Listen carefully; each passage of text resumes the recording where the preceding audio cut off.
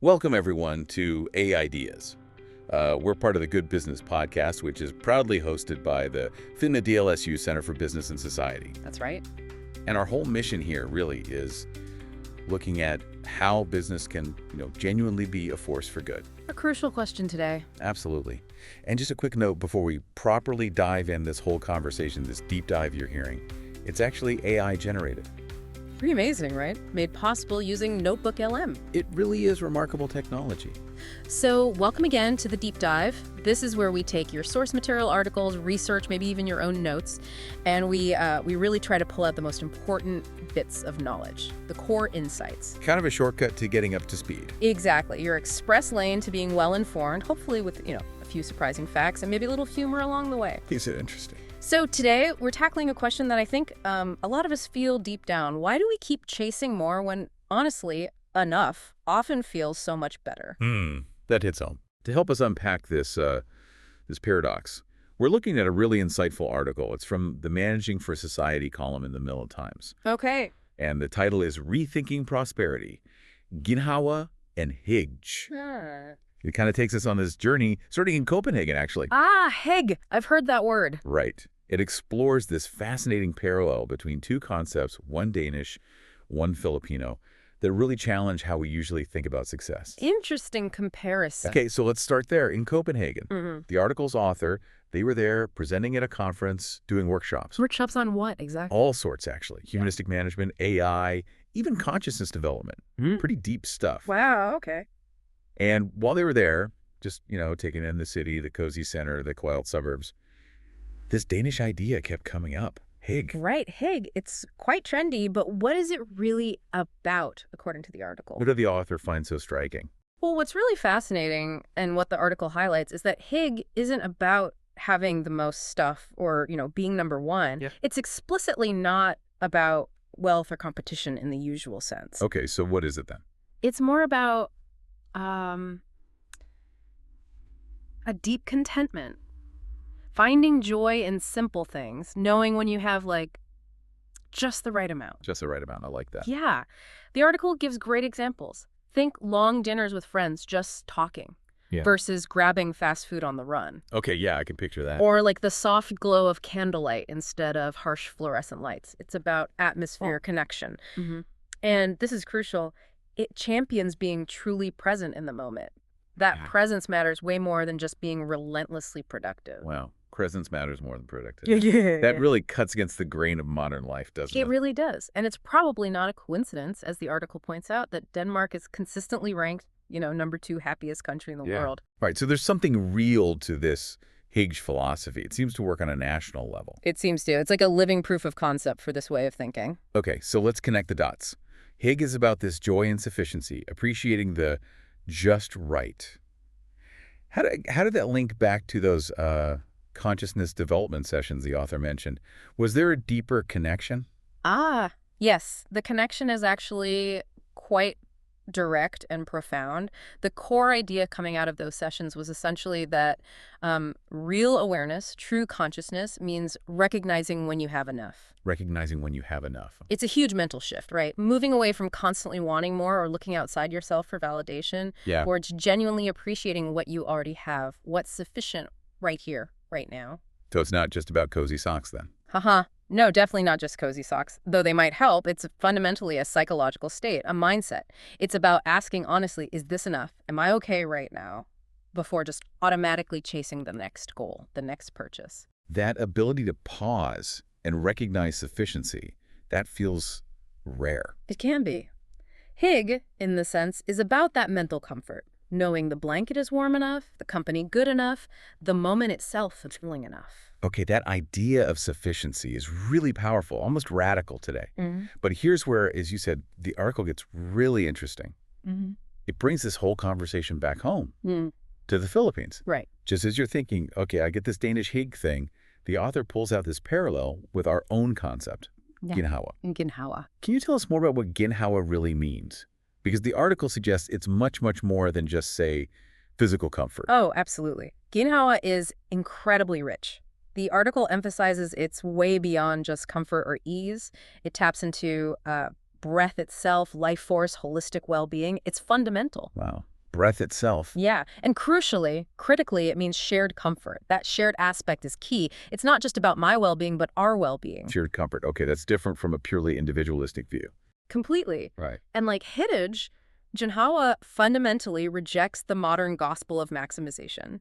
It pushes back against that constant drive for more. So what does it value instead? It values things like patience. The article says, patience brings comfort, not greedy accumulation.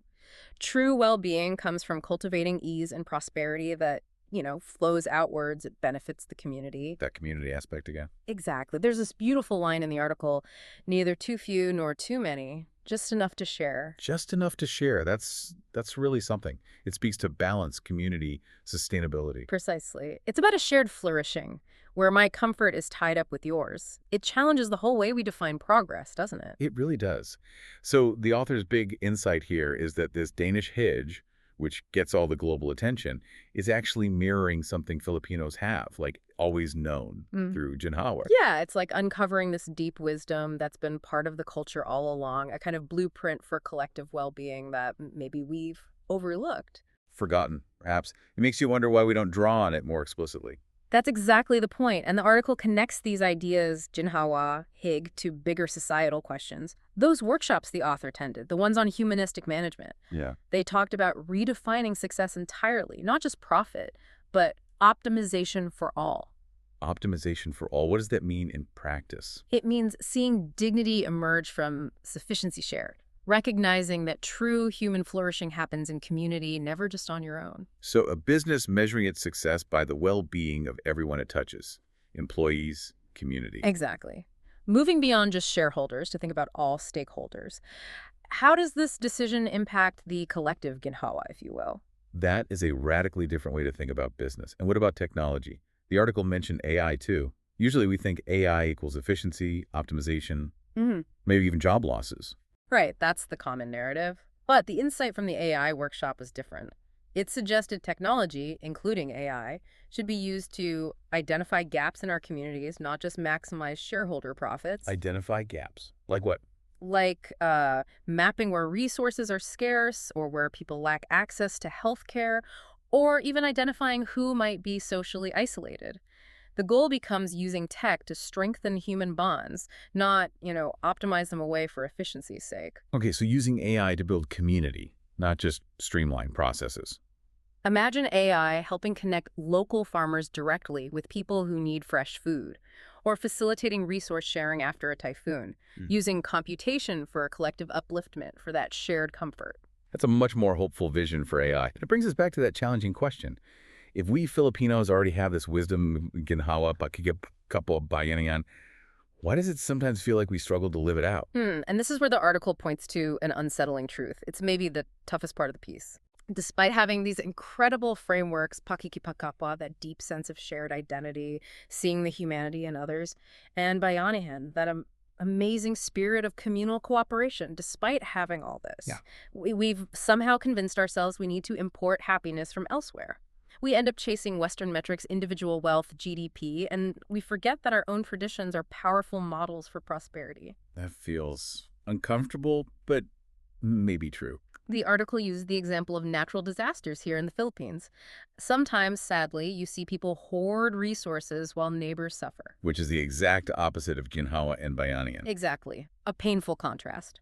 But then it offers hope, pointing back to the Danish model, suggesting, what if businesses saw that the best gift when we have too much is helping others experience a bit of comfort? Not just as charity, but as a core principle. Yes, as a proven path to shared flourishing. Imagine companies using their logistics during a crisis, not just for good PR, but because ensuring equitable distribution is part of their Ginhawa metric.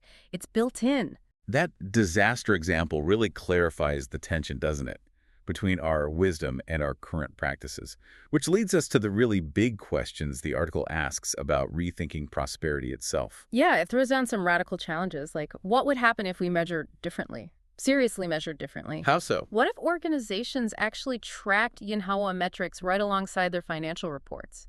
Imagine a quarterly report with a community flourishing index. Wow.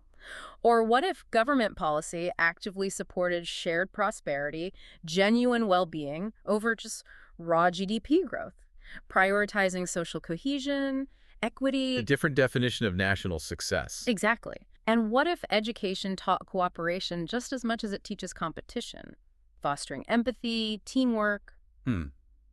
Building different skills. And maybe most practically, what if we did regular community Ginhawa assessments, letting communities define and track their own well-being from the ground up? These aren't small tweaks. These are fundamental shifts in how we see the world, how we measure value. They really are. It's an invitation to rethink everything. And reflecting on the author's time in Copenhagen, seeing hygge in action, maybe it just brought our own Ginhawa into sharper focus. Yeah. Like, look, this way of being works, and we actually already have our own version. I think that's exactly it. The core message that keeps coming through is, call it hygge, call it Ginhawa. It doesn't matter. Human flourishing, true prosperity, it emerges from sufficiency shared. Sufficiency share. And the article is clear. This isn't about charity, which can be temporary, or socialism as a political system. It's deeper. It's this radical recognition that my comfort is incomplete if my neighbor lacks basic needs. That's a profound sense of interconnection. My well-being depends on yours. It shifts the whole game from how much can I get to how can we ensure we all have enough for dignity, for comfort, from I have to we have. Which brings us right back to that powerful line. Yeah. We don't need Denmark to teach us this. Yeah. We need to remember our own teachings.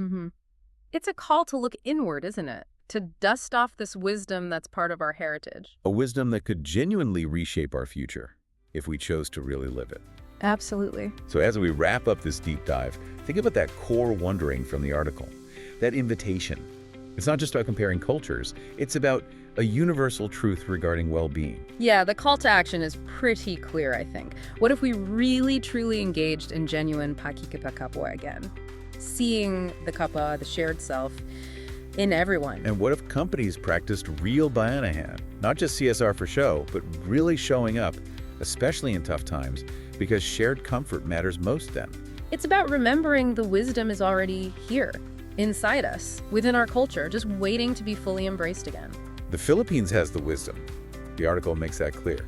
So the real question isn't about knowledge, is it? It's about will. Collective will. Do we have the collective will to make Kaginhawan, that shared state of well-being, a reality, where prosperity isn't about who has the most, but about ensuring everyone has enough? This has been another deep dive. And maybe we can leave you with this final thought from the article, something to really chew on. What if we stopped measuring success by individual accumulation and started measuring by how many achieve Ginhawan together?